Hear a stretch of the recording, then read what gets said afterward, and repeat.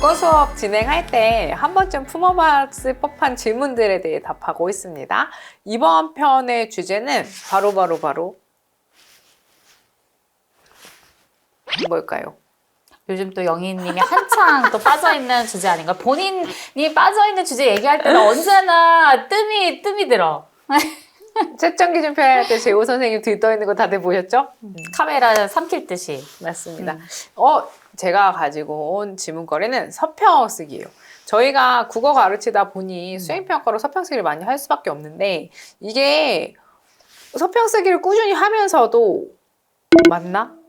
이렇게 쓰게 하는 게 맞나? 독후감이랑 서평이 다르대는데 이렇게 하면 되나?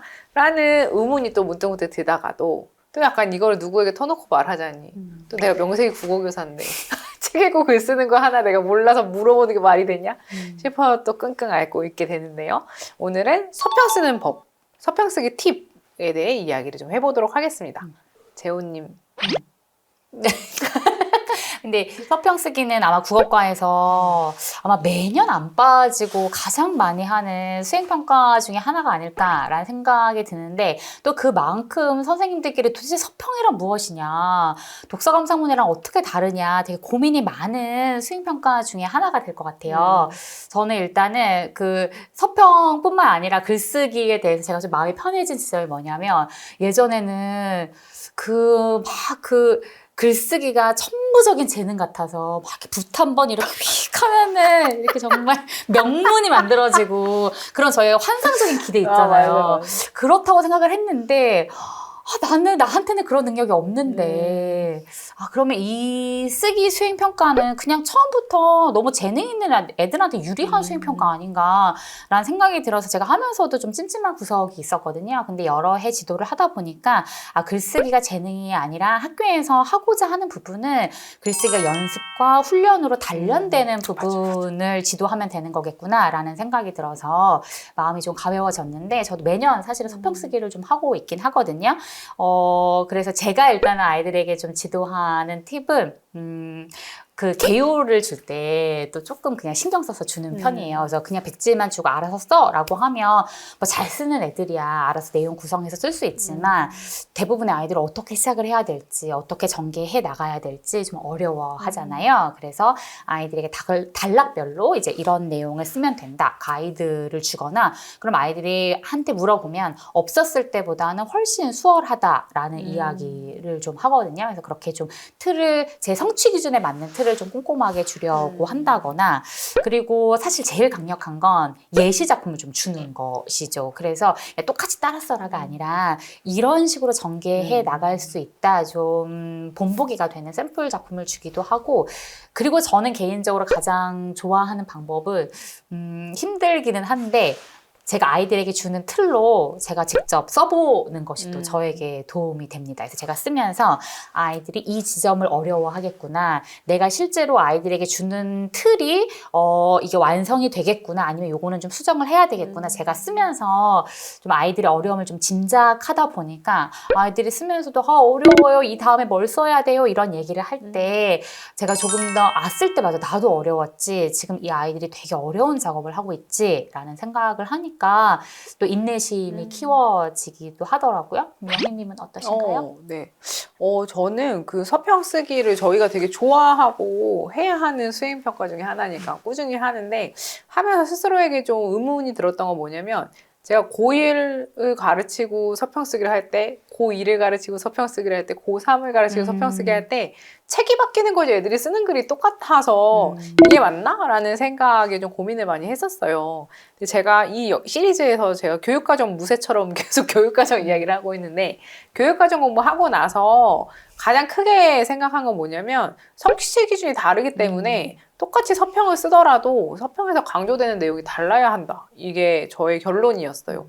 그 과거에 제가 애들한테 쓰자라고 해왔던 서평은 그러니까 제가 아쉬웠던 이유를 그렇게 역순으로 생각해 보니까 알 수 있겠더라고요. 저는 인상 깊은 지점을 애들이 찾고 혹은 사회 문제와 연결을 짓거나 해서 쓰는 글을 되게 선호했는데 알고 보니까 그게 그 전 학령의 교육과정에 실려있는 내용이더라고요. 그러니까 어떻게 보면 엄밀히 말하면 제가 가르치는 교과와 학령의 성취 기준에 없는 내용이었어요. 그래서 제가 그거를 저의 취향 때문에 이제 반복해서 하고 있다라는 걸 깨닫고 최근에는 서평을 쓰더라도 성취 기준에 맞춰서 포인트를 짚고 하는 식으로 진행을 하고 있습니다. 그리고 저는 그 교육과정을 보게 되면 그 소설이고 글 쓰는 것에 예를 들어 2022 교육과정의 공통 국어는 내용이 장르 특성을 파악하고 그것에 대해 글 쓰는 거거든요.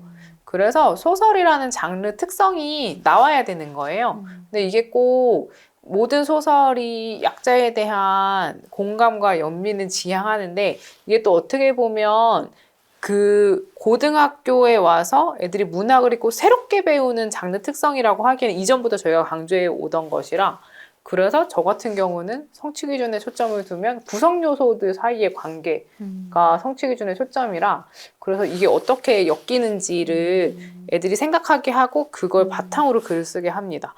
근데 여기서 되게 중요한 건 뭐냐면 서평을 그렇게 쓰려면 한 번 읽어서는 절대 못 써요. 그리고 제가 드리는 팁은 여러 번 읽어야 돼요.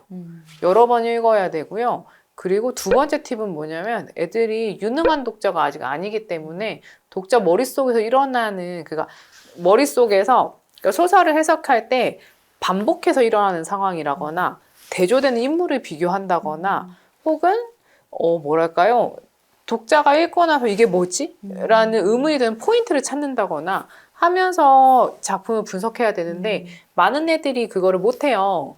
그냥 재미있었다, 인상적이다 이런 식으로 이해하고 끝나기 때문에 그래서 제가 챗GPT 유료 회원이거든요.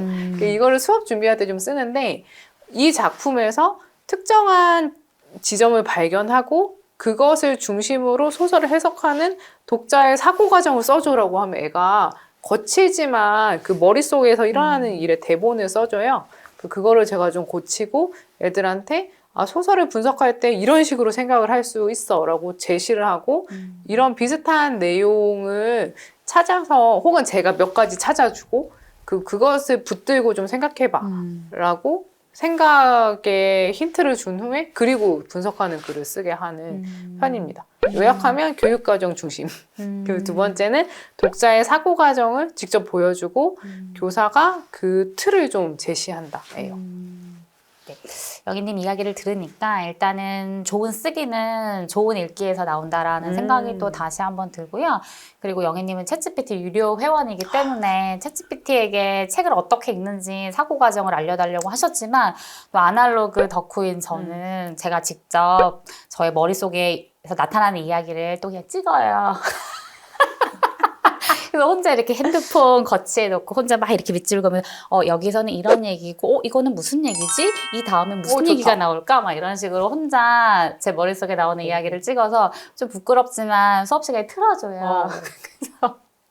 그래서 지금 저 독자의 있는 모습을 바라고 이렇게 하기도 하는데 또 쓰기를 잘하기 위해서는 정확한 독법이 또 중요하다라는 이야기가 되게 중요한 지점으로 남네요. 좋습니다.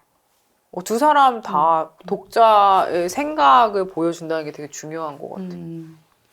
팁 한번 활용해 보십시오. 네. 영상 혹은 챗GPT 취향에 맞습니다. 맞는 것을 두루 활용해 보시며 학생들과 즐거운 서평 쓰기 해보시길 바랍니다.